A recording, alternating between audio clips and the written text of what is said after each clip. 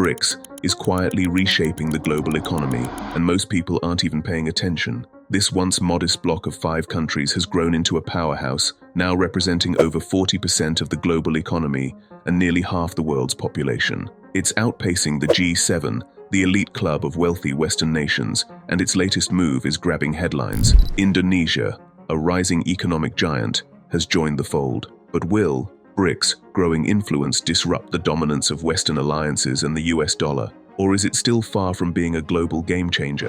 In 2009, Brazil, Russia, India, and China came together to form what they called the BRICS. The South African nation joined the group a year after, and the group has since been rebranded to BRICS. The purpose of these countries coming together was to create a new financial infrastructure which was not controlled by the Western nations. It is a way of making the dominance that the US and Europe nations have in the finance industry more balanced. Fast forward to the year 2025, and BRICS group is not just expanding, but dominating. The recently joined member of this group is Indonesia, which is the 4th most populous nation and the 7th largest economy in the world. Indonesia has been admitted as a full member of the BRICS bloc of developing economies, the group's presiding country Brazil announced on Monday.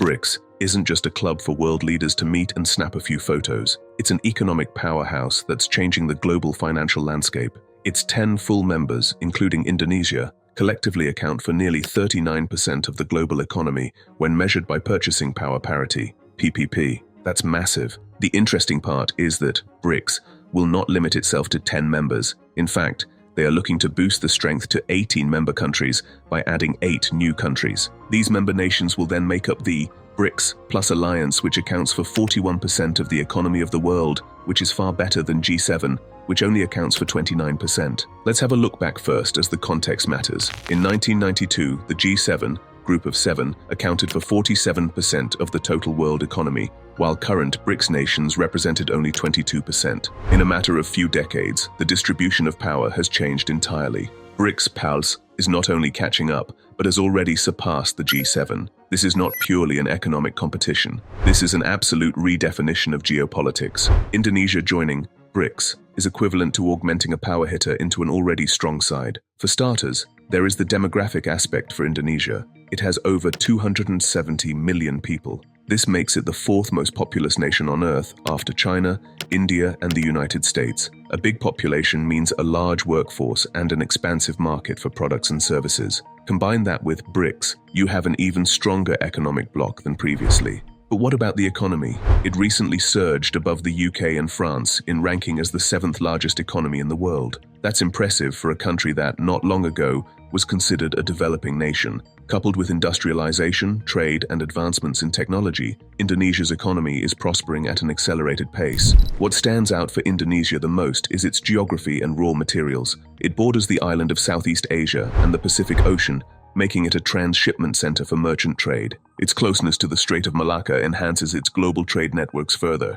Nickel is Indonesia's secret weapon. As the world shifts towards renewable energy, nickel is going to be critical for a variety of applications. It's a key component in batteries, especially for electric vehicles and solar power systems. And guess what? The biggest producer of nickel is Indonesia. If there's one thing driving Indonesia's rise, it's nickel, and it's not just digging it up and shipping it out. The government has banned the export of raw nickel, forcing companies to process it locally. Ban of raw nickel exporting has yielded great results for the Indonesian economy. As for 2013, Indonesia exported $6 billion worth of nickel, and by 2022, it had reached $30 billion, which is a staggering 5-fold increase. However, it's also not only about money. It is geared toward employing people, boost the economy, and gradually allowing Indonesia to gain a firm footing in the Industrial Revolution. The relationship Indonesia has with BRICS have existed for a long time. Indonesia was one of the host countries of the Bandung Conference in 1955. It was for countries that were colonized,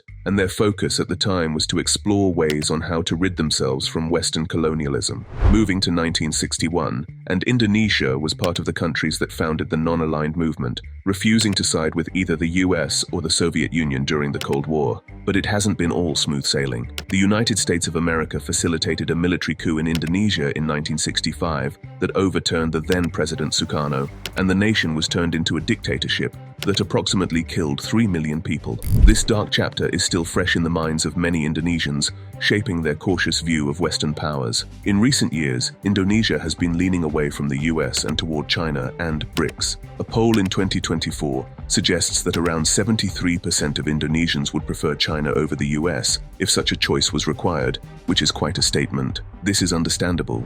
China is an important economic partner of Indonesia, making up more than a quarter of its exports and imports. Furthermore, China has heavily invested in Indonesia's infrastructure and industrial development. This partnership emphasizes BRICS strategy to strengthen relations between members of the Global South. With Indonesia now part of BRICS, the alliance has a brighter outlook for strategic expansion in the ASEAN region, one of the world's most significant economic and trading hubs. This inclusion is expected to amplify inter-BRICS trade, boost joint ventures, and foster investments in critical areas. Experts highlight that Indonesia stands to benefit from initiatives in the blue economy, metal and mining collaboration, digitalization, hybrid agriculture, and infrastructure development for its upcoming capital, Nusantara. Additionally, its vast natural resources, like nickel, further align with BRICS' focus on green technologies and renewable energy. The bloc's collective strength lies in its vast consumer base, abundant manpower, and dominant role in producing vital commodities like oil,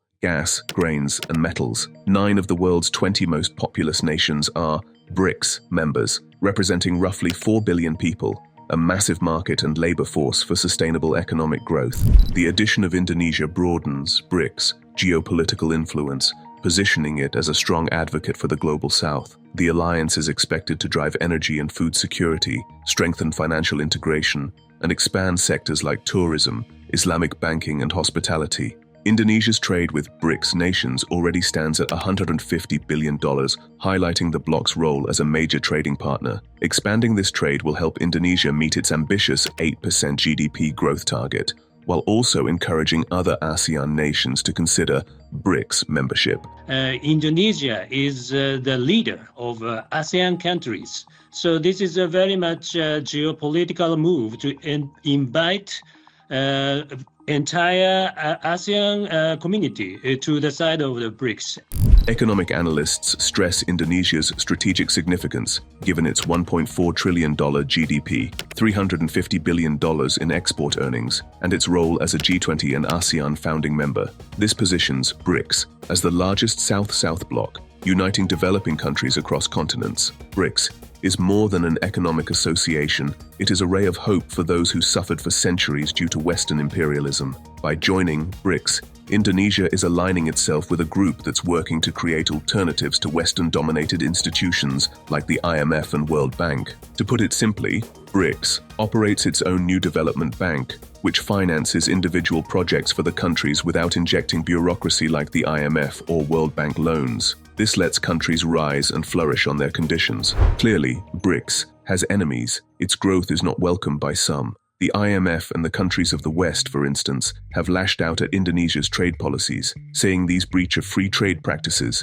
But Indonesia has remained firm. It sees them as self-determination policies and as means to protect its economy from exploitation. What is evident is that Indonesia's approach is spelt out. It will not hesitate to cooperate with Washington's enemies, while keeping its citizens and national economy above them. This courage has catapulted Indonesia to the forefront of Global South and earned it a key role in BRICS coalition. With a greater number of countries in the Global South looking at BRICS for leadership, a global shift of power has been made, and it is quite historic. The emergence of BRICS is evidence that things are changing in the world, and Indonesia is just beginning to play its part in this change. So, will Indonesia help BRICS to surpass Western domination, or is it still a distant dream? Let us know in the comments section below, and make sure to like the video. Thanks for watching.